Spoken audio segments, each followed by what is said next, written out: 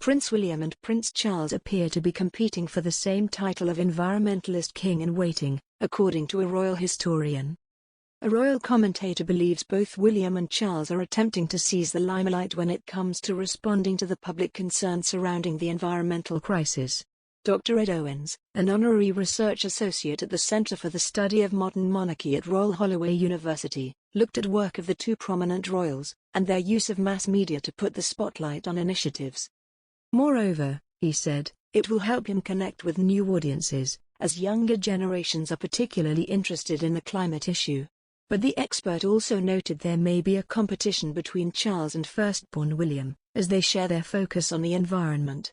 He told Express.co.uk, interestingly, Charles and William seem to be both competing for this image as the environmentalist king-in-waiting. Both are embracing the politics of environmentalism, knowing full well that is a non-controversial politics these days. They never associate themselves with controversial topics because if it's controversial it means they become politicized, and they are not allowed to be politicized. So the great thing about the environment is that it is broadly accepted by a large majority now, who think that climate change is a problem. And they are both looking to try and seize the limelight in terms of responding to environmental concerns, William most notably with the Earthshot Prize and Charles with many other different projects. So there is a little bit of a competition there between father and sons, the two kings in waiting. Over the past few days, both William and Charles have taken part in interviews entirely focused on their environmental work. On October 11, the Prince of Wales appeared on BBC Breakfast, during which he spoke about the action he has personally taken to reduce his carbon footprint. He also said he sympathized with young activists such as Greta Thunberg, who in the past has criticized the inaction of world leaders on the climate issue. He said, all these young people feel nothing is ever happening, so of course they're going to get frustrated. I totally understand because nobody would listen and they see their future being totally destroyed.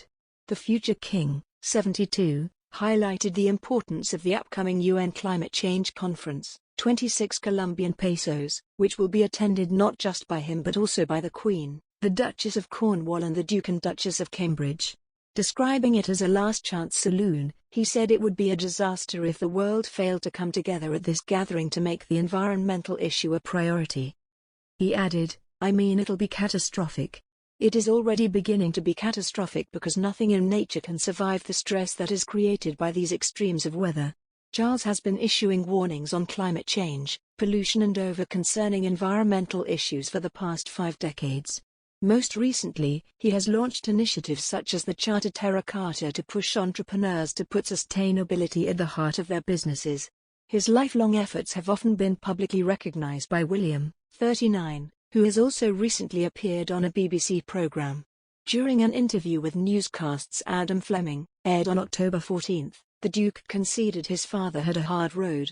He said, my grandfather started off helping out WWF a long time ago with its nature work and biodiversity, and I think that my father's sort of progressed that on and talked about climate change a lot more, very early on, before anyone else thought it was a topic. So yes, he's had a really rough ride on that, and I think he's been proven to being well ahead of the curve, well beyond his time in warning about some of these dangers. Over the past few weeks, the Duke has also led a 5-episode series in which were presented the 15 finalists of the Earthshot Prize and their projects. The Duke of Cambridge has revealed why he felt he needed to make a personal contribution to the most pressing challenge of our time.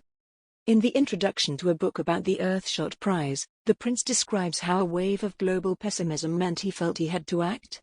He explains how in 2018 he witnessed incredible conservation work in Namibia, but as he returned home he was struck by the constant negative headlines around the climate debate. The rich wildlife that I saw thriving on that visit struck a real chord, he wrote.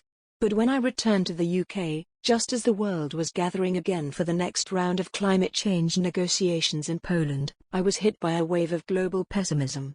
The headlines were dominated by a sense that world leaders were not moving fast enough. The prize's first 15 finalists from across the globe include a 14-year-old girl from India who has designed a solar-powered ironing cart which is a clean alternative to the charcoal-powered street irons that press clothes for millions of Indians each day. Vinisha Umashankar, from Tamil Nadu, is in contention for the award and is described as passionate about innovation.